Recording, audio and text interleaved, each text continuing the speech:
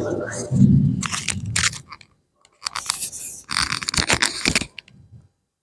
Assalamualaikum warahmatullahi wabarakatuh. Bismillah, alhamdulillah, alladzi hadana li hadza wa ma kunna linahtadiya laula an hadana Allah. Wassalatu wassalamu ala Rasulillah sayyidina Muhammad wa ala alihi wa ashabihi wa mawalah wa la hawla wa la quwwata illa billah. Rabbi shrah li sadri wa yassir li amri wa hlul 'uqdatam min lisani yafqahu qawli. Amma ba'du. Para alim, para ulama, sebuah nisbah yang saya muliakan, takmir masjid dan yayasan Darut Taqwa serta seluruh jamaah Masjid Darut Taqwa dan pemirsa dimanapun Anda berada yang bisa mengikuti kajian ini, yang insya Allah diberkahi Allah Subhanahu wa Ta'ala.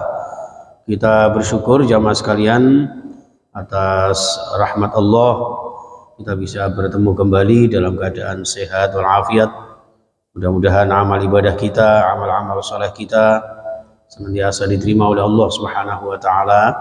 Taubat-taubat kita diterima Allah Subhanahu wa Ta'ala, sehingga dosa-dosa kita diampuni dan hajat-hajat kita dimudahkan oleh Allah, rizki kita dilapangkan oleh Allah, ya, terutama yang sedekah untuk saat ini yang tidak disebutkan namanya, mudah-mudahan dilipat gandakan oleh Allah Subhanahu wa Ta'ala dan kita semuanya mendapatkan barokahnya serta istiqomah ngaji kita, barokah dunia dan akhirat kita. Amin amin ya rabbal alamin. Al-Fatihah. A'udzu billahi minasy syaithanir rajim. Bismillahirrahmanirrahim. Alhamdulillahi rabbil alamin arrahmanir rahim maliki yaumiddin. Iyyaka na'budu wa iyyaka nasta'in ihdinas siratal mustaqim. Shiratal ladzina an'amta 'alaihim ghairil maghdubi 'alaihim waladdallin. Rabbi firli wa liwalidayya amin ya rabbal alamin. Kita lanjutkan untuk kajian kita hadis kitab syarah Subulus Salam jamaah sekalian dan para pemirsa, yaitu hadis yang ke 1372 ya. Kemarin sudah kita membahas tentang adab-adab bertetangga. Kalau kita beriman kepada Allah, ya, baik-baiklah kepada tetangga kita. Ada hak dan kewajiban terhadap tetangga-tetangga kita. Nah, untuk kali ini jamaah sekalian dan pemirsa tentunya ya, wa ani bin Mas'ud radhiyallahu an, dari Abdullah ibnu Mas'ud radhiyallahu an, qala, Abdullah bin Mas'ud mengatakan, menyampaikan, sa'altu Rasulullah, saya pernah bertanya kepada Rasulullah sallallahu alaihi wasallam. Tanyanya begini, ayyu dzambi a'dhamu, ya Rasul, dosa apa yang paling agung, dosa apa yang paling besar ya Rasulullah? Qala, Rasulullah bersabda, antaj'ala lillahi niddan, ya, dosa yang paling besar yaitu antaj'ala lillah, apabila kamu menjadikan untuk Allah, ya, menandingkan untuk Allah, apa itu? Niddan, sekutu atau tandingan, ya. Jadi kemusyrikan, menyekutukan Allah adalah dosa yang paling besar. Inna syirka la zulmun azim. Jadi syirik itu adalah kezaliman yang paling besar, yang paling agung. Untuk itu jangan sampai kita menyekutukan Allah Subhanahu wa Ta'ala, ya. Wa huwa, padahal Allah khalaqaka, yang menciptakan kamu. Jadi betapa ironisnya, ya, zat yang maha kuasa, zat yang maha menciptakan kita, lalu setelah kita diciptakan Allah Subhanahu wa Ta'ala, justru kita menyekutukannya. Dalam satu hadis disebutkan Allah maha cemburu.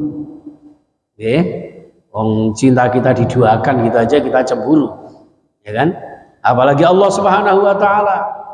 Iman kita, keyakinan kita, kita duakan dengan yang lain. Ya, ini Allah Maha Cemburu. Itu. Oleh karena itu orang yang menyekutukan Allah Subhanahu wa taala ya, hampir tidak diampuni oleh Allah.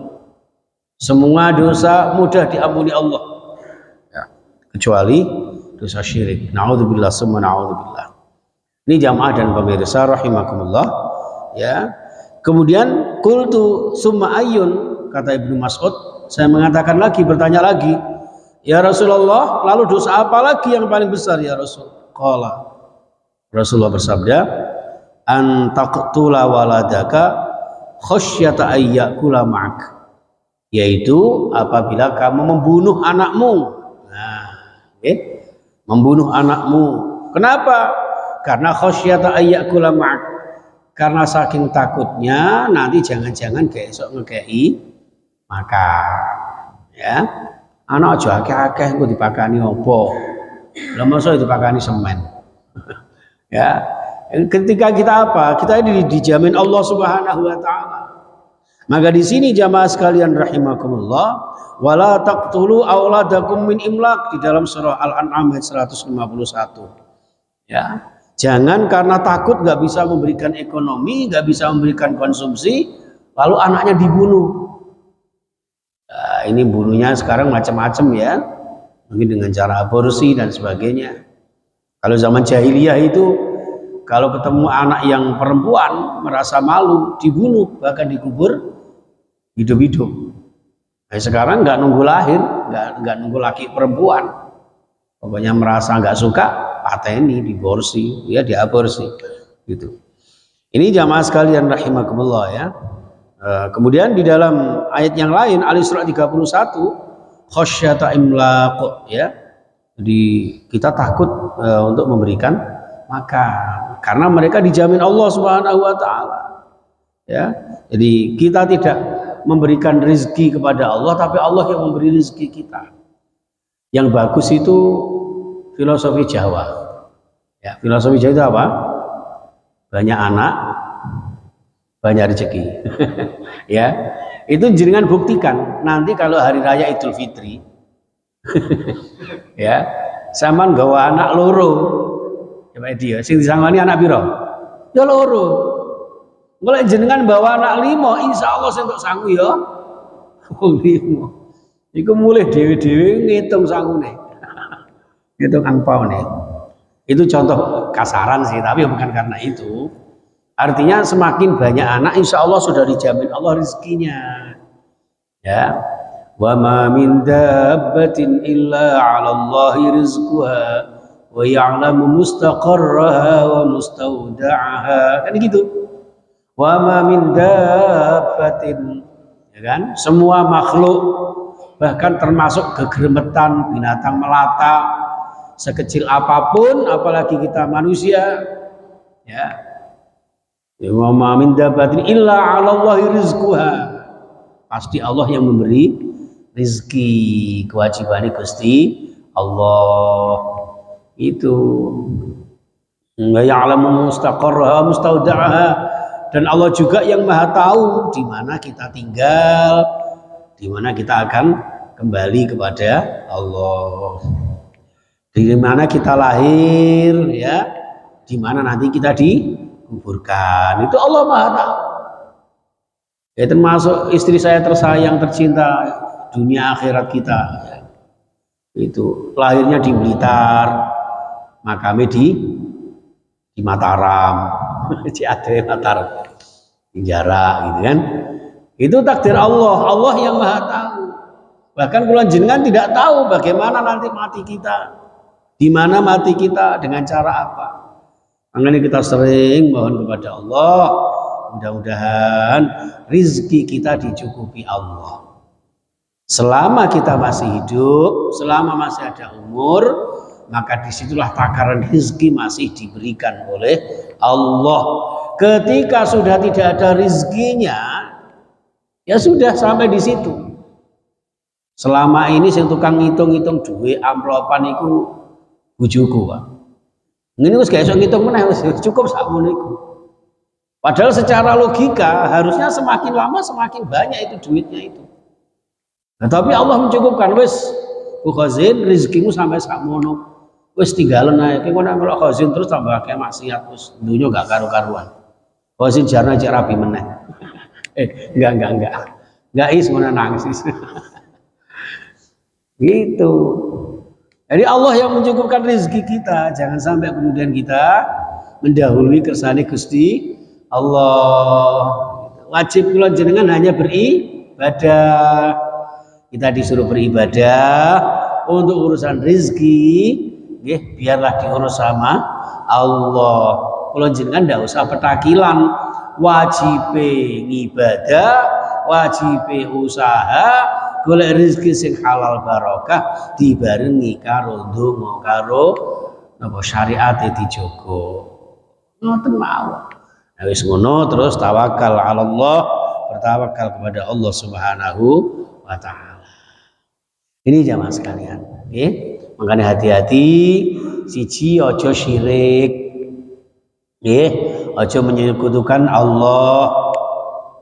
Wis jodohan gara-gara diitung ambek dukun. Wis wedi gak wani jodohan, keliru. Khazin Selasa Wage. Lah calon iki jelalah Jumat Kliwon, Pak. Wah, iki kok gare dadi hantu itu karan terus.